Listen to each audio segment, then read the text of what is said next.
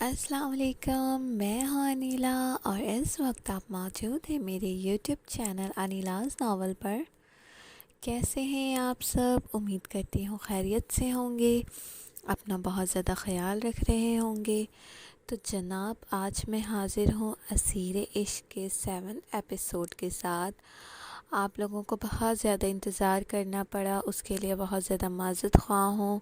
تو کچھ دن میری طبیعت بھی ٹھیک نہیں تھی، میری برتھ ڈے بھی آ گئی تھی، پھر اس وجہ سے کافی مصروفیات تھی، اس لیے میں آپ لوگوں کے لیے ایپیسوڈ نہیں لکھ پائی۔ تو آپ لوگوں نے میرا انتظار کیا، ایپیسوڈ کا انتظار کیا، تو اس کے لیے بہت زیادہ معذرت خواہ ہوں۔ تو چلتے ہیں اپنی ناول کی طرف۔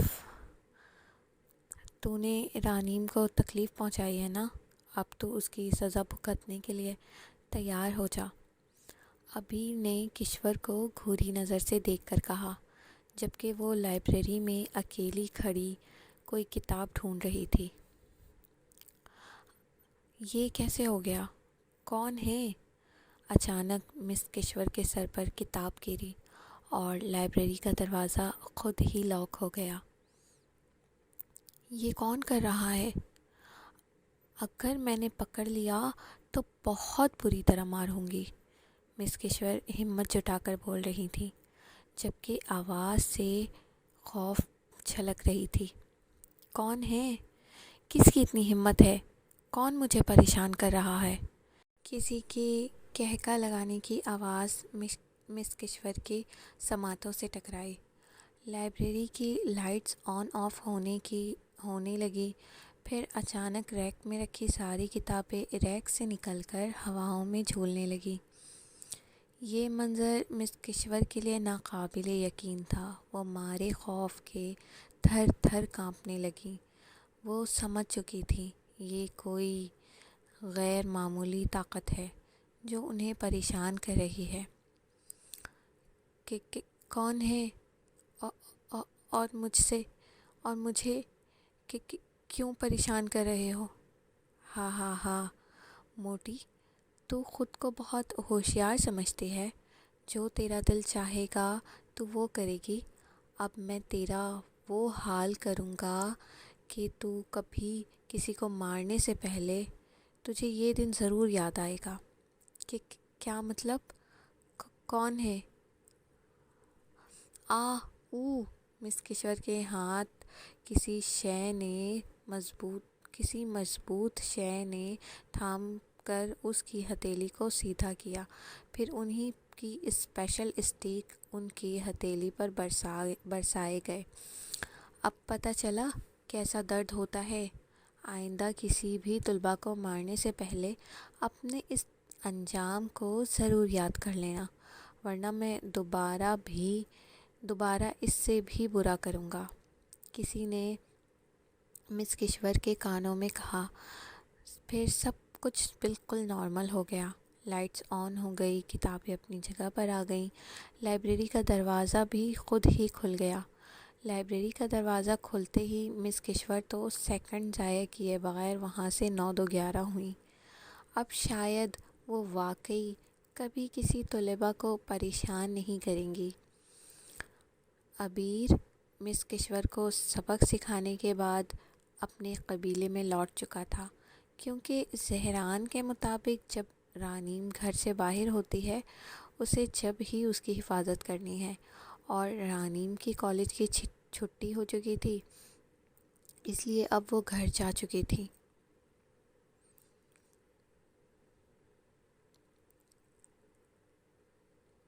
رانیم کالج سے گھر آ کر اپنے روم کا دروازہ بند کر کے بستر پر لیٹی ہوئی تھی، کیونکہ فی الحال وہ صفیہ بیگم سے ناراض تھی۔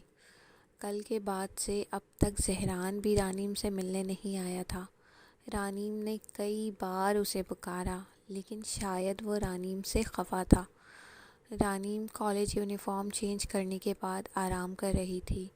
اس کی ہتھیلیوں میں شدید تکلیف تھی، لیکن وہ جسم کی اس تکلیف کے ساتھ دل کی تکلیف کو بھی برداشت کر رہی تھی۔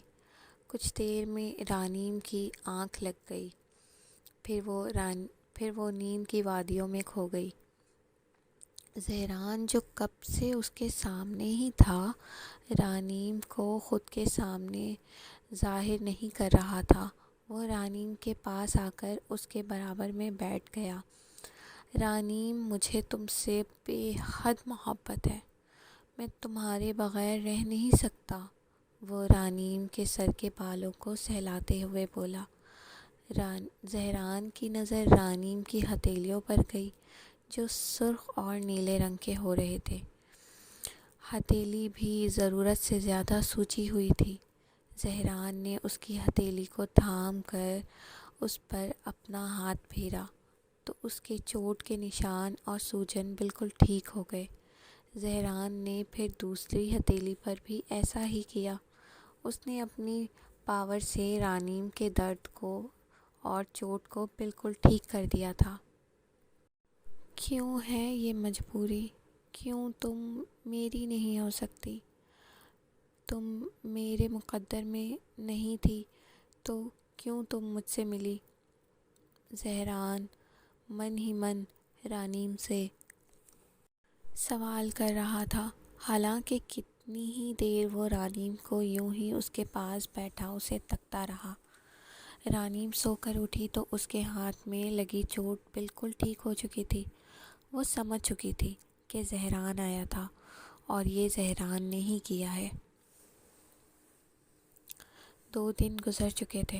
صفیہ بیگم نے رانیم کو بہت سمجھایا تھا کہ وہ اپنے اس رویے سے اپنے پاپا کو تکلیف پہنچا رہی ہے، اس لیے رانیم نے منگنی کے لیے رضامندی دے دی تھی، کیونکہ وہ اپنے والدین کے آگے مجبور ہو چکی تھی۔ فرخندہ بیگم، عالیان، کاشان اور فیضان سب ہی رانیم اور عالیان کی منگنی کے لیے کراچی پہنچ چکے تھے۔ اس بیچ زہران رانیم کے سامنے نہیں آ رہا تھا۔ مما، مجھے جلدی ناشتہ دے دیں، مجھے کالج جانا ہے۔ رانیم کالج کے لیے تیار ہو کر آئی۔ کالج؟ آج تو آپا تمہیں شاپنگ پر لے کر جائیں گی، کل تمہاری منگنی ہے، کالج جانے کی ضرورت نہیں ہے۔ لیکن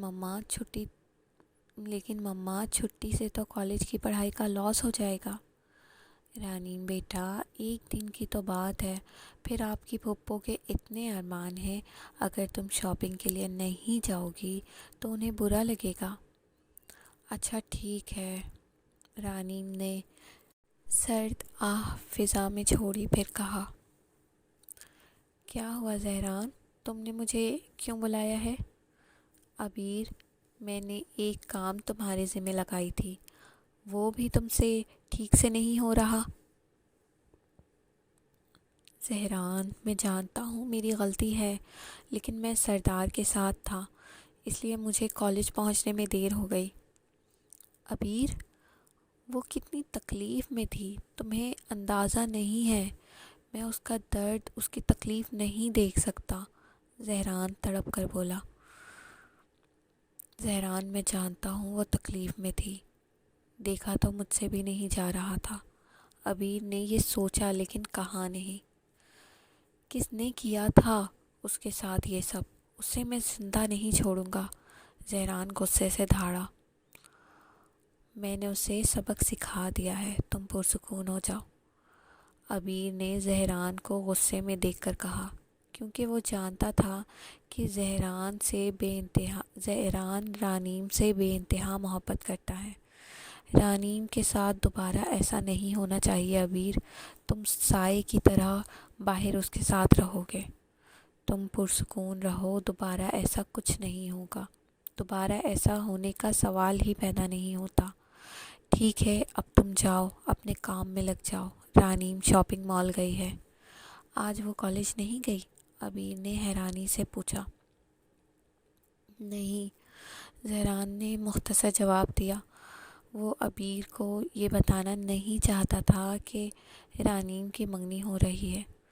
ٹھیک ہے، میں جاتا ہوں، یہ کہہ کر عبیر چلا گیا۔ رانیم، تم اتنی چپ کیوں ہو؟ بس یوں ہی، میری طبیعت ٹھیک نہیں ہے۔ کیا ہوا تمہاری طبیعت کو؟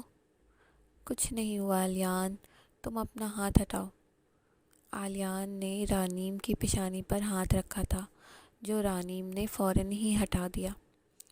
کیا ہو گیا ہے رانیم، تم ایسے کیوں کر رہی ہو؟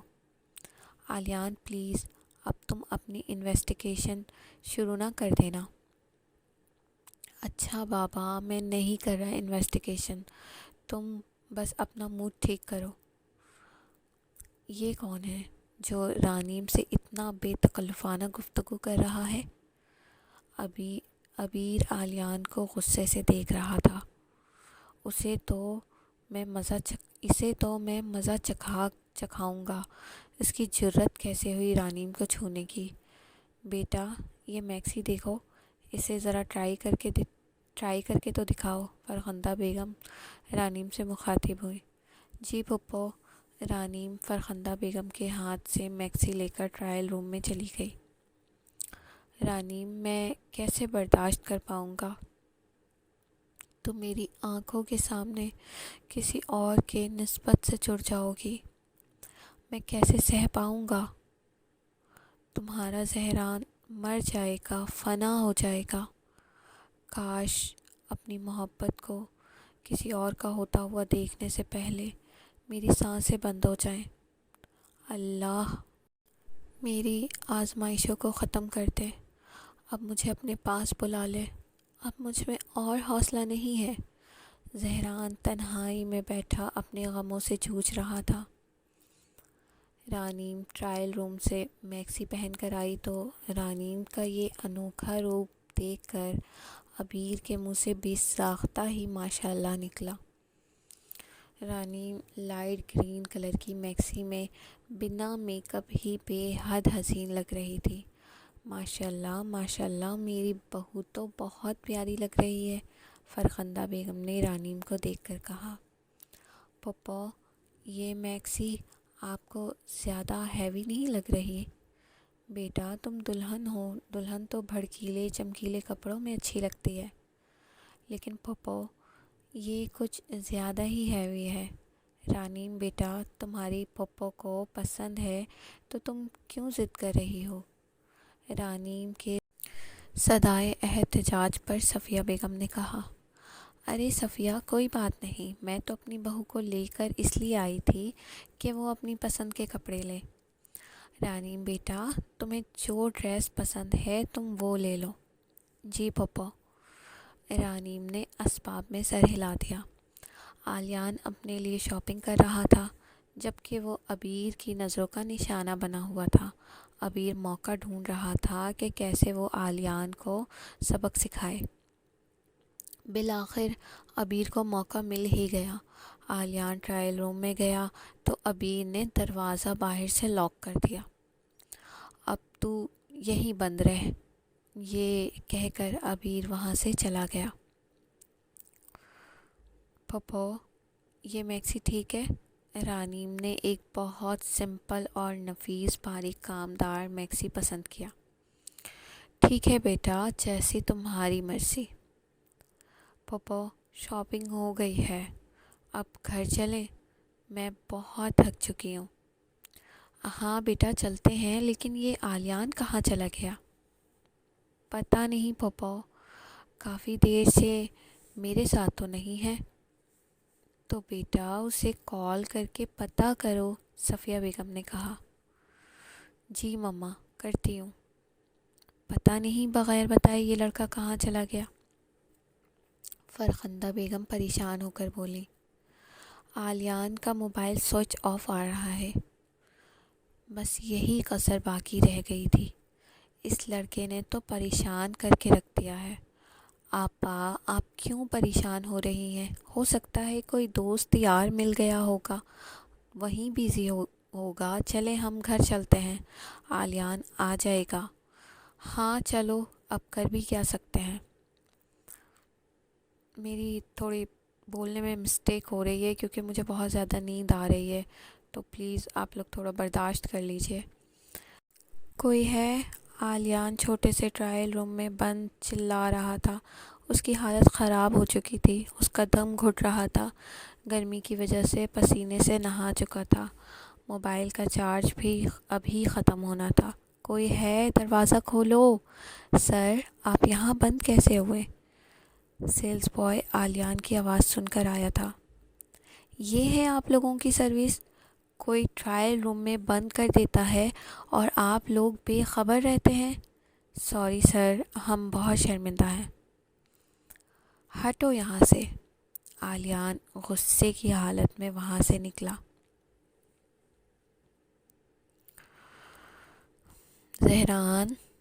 زہران پلیز سامنے آ جاؤ۔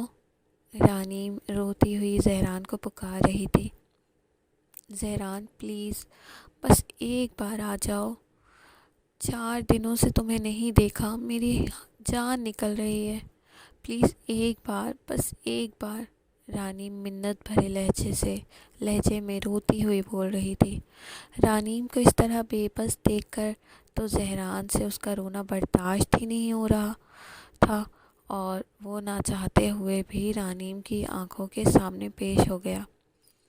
رانیم، زہران، کہاں تھے تم؟ تم نے بہت ستایا ہے مجھے۔ رانیم بھاگتی ہوئی بستر سے اتر کر زہران کے سینے سے چمٹ گئی۔ رانیم کو تو ہوش ہی نہیں رہا۔ جس زہران کی ذرا سی نزدیکی سے وہ مارے شرم کے سرخ ہو جایا کرتی تھی، آج وہ اس کے شہ رگ سے زیادہ قریب اس کے سینے سے لگی ہوئی تھی۔ رانیم، کیا ہو گیا ہے؟ پلیز چپ ہو جاؤ۔ تم اس طرح روتی رہی تو میں چلا جاؤں گا۔ نہیں زہران، تم نہیں جانا، پلیز نہیں جانا۔ رانیم اب بھی اس کے سینے سے لگی ہوئی تھی۔ اچھا نہیں جا رہا، لیکن تم اب یہ رونا بند کرو۔ میں تو نہیں رو رہی۔ اچھا، اگر تم نہیں رو رہی ہو تو یہ کیا ہے؟ زہران نے اپنی انگلی میں اس کے آنسوں کی بوند رکھ کر دکھایا۔ یہ تم سے دوری کی وجہ سے ہے۔ تم نے مجھے رونے پر مجبور کر دیا ہے۔ میں کیا کرتی؟ تم کیا چاہتی ہو رانیم؟ تم اس آلیان سے منگنی کر تو رہی ہو۔ میں اسے کچھ بھی نہیں کر سکتا کیونکہ تم نے قسم دے رکھی ہے۔ اب یہ آنسو کیوں؟ سب تمہاری مرضی کے مطابق تو ہو رہا ہے۔ زہران پلیز ایسی باتیں نہ کرو۔ میں کب خوش ہوں اس منگنی سے؟ تم تو سب جانتے ہو۔ رانیم، میں بس اتنا جانتا ہوں، میں تمہیں کسی اور کے ساتھ نہیں دیکھ سکتا۔ ہاں، لیکن میں تمہاری منگنی میں تم سے ملنے، تمہیں مبارکباد دینے ضرور آؤں گا۔ تم پاگل ہو گئے ہو کیا؟ رانیم، جو اب تک زہران کے سینے سے لگی تھی، اب اپنا سر اٹھا کر زہران کو دیکھنے لگی۔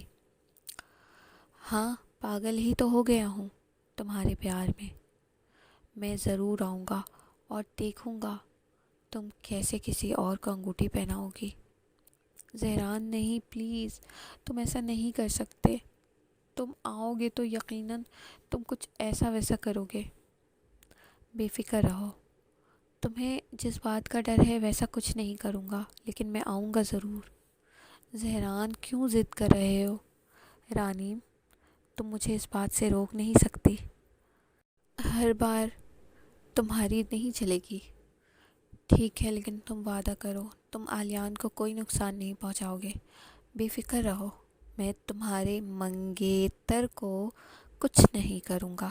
زہران نے منگیتر لفظ پر زور دے کر کہا۔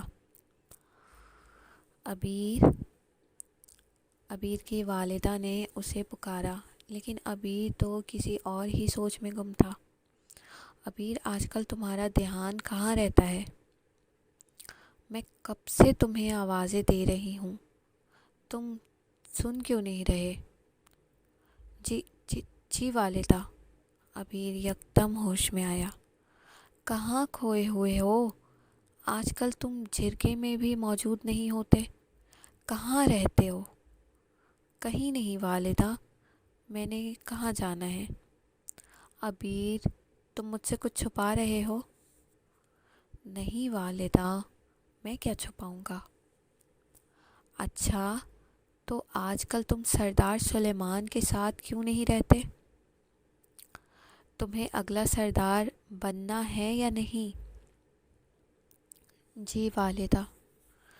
تو تم سردار سلیمان کے ساتھ رہو، انہیں وقت دو، جرگے میں بیٹھو تاکہ انہیں لگے کہ تم سردار بننے کے قابل ہو۔ جی والدہ۔ یہ کیا جی جی لگا رکھا ہے؟ تمہیں ہوا کیا ہے؟ تم تو پہلے ایسے نہ تھے۔ کچھ نہیں والدہ، آپ فکر نہ کریں، اگلا سردار ابیر ہی بنے گا۔ تمہارے منہ میں گھی شکر میری جان۔ والدہ، میں کچھ دیر میں آتا ہوں۔ کہاں جا رہے ہو؟ والدہ، ضروری کام ہے، یہ کہہ کر ابیر چلا گیا۔ پتہ نہیں اس کے دماغ میں کیا چل رہا ہے، میری تو سمجھ سے بالاتر ہے۔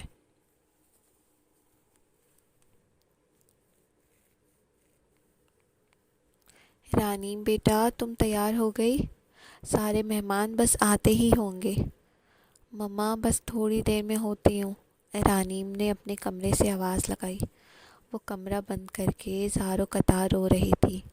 بیلا اس کے ساتھ ویڈیو کال پر تھی۔ رانیم، اب رونے کا کیا فائدہ؟ جب وقت تھا تمہیں انکل آنٹی کو بتا دینا چاہیے تھا، تمہیں آلیان نہیں پسند ہے۔ بیلا، میں انہیں نہیں بتا سکتی، میں کیا کروں، مجھے کچھ سمجھ نہیں آ رہا ہے۔ مما پاپا کیوں اتنی جلد بازی کر رہے ہیں؟ رانیم رو رو کر بیلا سے باتیں کر رہی تھی۔ تم کہو تو میں بات کروں صفیہ آنٹی سے؟ نہیں نہیں بیلا، تم مما سے کچھ نہ کہنا۔ تو رانیم، ایسے کیسے چلے گا؟ نہ تم خود بتا رہی ہو، نہ کسی اور کو بتانے دے رہی ہو۔ بیلا، میں تیار ہونے لگی ہوں، بعد میں بات کرتی ہوں، یہ کہہ کر رانیم نے فون بند کر دیا۔ رانیم نے بیلا سے کہا اسے کسی اور سے محبت ہو گئی ہے، لیکن وہ جن ذات ہے، رانیم نے اسے یہ نہیں بتایا تھا۔ میرا بیٹا تو بالکل شہزادہ لگ رہا ہے۔ فرخندہ بیگم آلیان کی بلائے لے رہی تھی۔ آلیان نے آف وائٹ کرتا پجامہ ساتھ میں پرپل کلر کی واس کوٹ پہنا ہوا تھا۔ منگنی کی رسم حویلی کے ہی لان میں منعقد ہوئی تھی۔ سارے مہمان آنا شروع ہو گئے تھے۔ نوک نوک۔ کون ہے؟ رانیم بیٹا، میں ہوں، دروازہ کھولو بچے۔ جبار صاحب کی آواز سن کر رانیم نے فوراً اپنے آنسوؤں کو صاف کیا، پھر کمرے کا دروازہ کھولا۔ جی پاپا۔ رانیم، بچے، آپ خوش تو ہو نا؟ رانیم نے اسباب میں سر ہلا دیا۔ بیٹا، آلیان اچھا لڑکا ہے، وہ تمہیں خوش رکھے گا۔ جی پاپا۔ بیٹا، اگر کوئی اور بات ہے تو تم اپنے پاپا سے کہہ سکتی ہو۔ رانیم نے نفی میں سر ہلا دیا۔ ٹھیک ہے بیٹا، تم تیار ہو جاؤ، سارے مہمان آ چکے ہیں، سب تمہارا انتظار کر رہے ہیں۔ جی پاپا۔ جبار صاحب رانیم سے بے حد محبت کرتے تھے، وہ رانیم کی آنکھوں میں آنسو نہیں دیکھ سکتے تھے۔ سارے مہمان لان میں رانیم کا انتظار کر رہے تھے۔ صفیہ بیگم رانیم کو لے کر آئیں۔ رانیم نے لائٹ پرپل میکسی زیب تن کیا ہوا تھا، سر پر دوپٹہ، لائٹ میک اپ میں وہ خوبصورت دوشیزہ بے حد حسین لگ رہی تھی۔ منگنی کی رسم میں مہرو بھی آئی تھی۔ آلیان اور رانیم ساتھ کھڑے تھے، سب بہت خوش نظر آ رہے تھے سوائے رانیم کے، ہر کسی کے چہرے پر مسکراہٹ تھی۔ بہت پیاری لگ رہی ہو، آلیان رانیم سے مخاطب ہوا۔ آخر میرا خواب اب جا کر کہیں پورا ہو رہا ہے، اب تم ہمیشہ ہمیشہ کے لیے میری ہو جاؤ گی۔ کیا ہوا؟ تم بھی کچھ کہو۔ رانیم خاموشی سے آلیان کی باتیں سن رہی تھی، لیکن اس کا جواب نہیں دے رہی تھی۔ آلیان، میری طبیعت کچھ ٹھیک نہیں ہے۔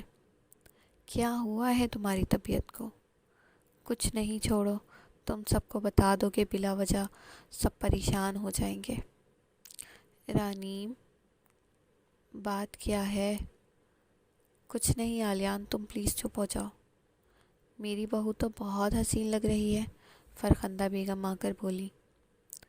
رانیم نے چہرے پر مصنوعی مسکراہٹ سجائی۔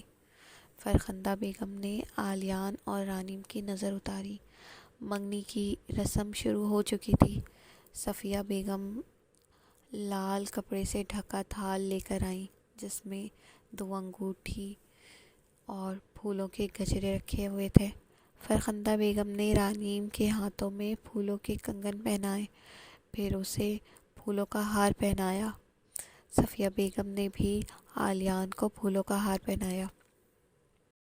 لو بیٹا، انگوٹھی پہناؤ میری بہو کو۔ فرخندہ بیگم نے آلیان کو انگوٹھی پکڑائی۔ آلیان انگوٹھی لے کر کھڑا تھا، لیکن رانیم اپنا ہاتھ آگے نہیں بڑھا رہی تھی۔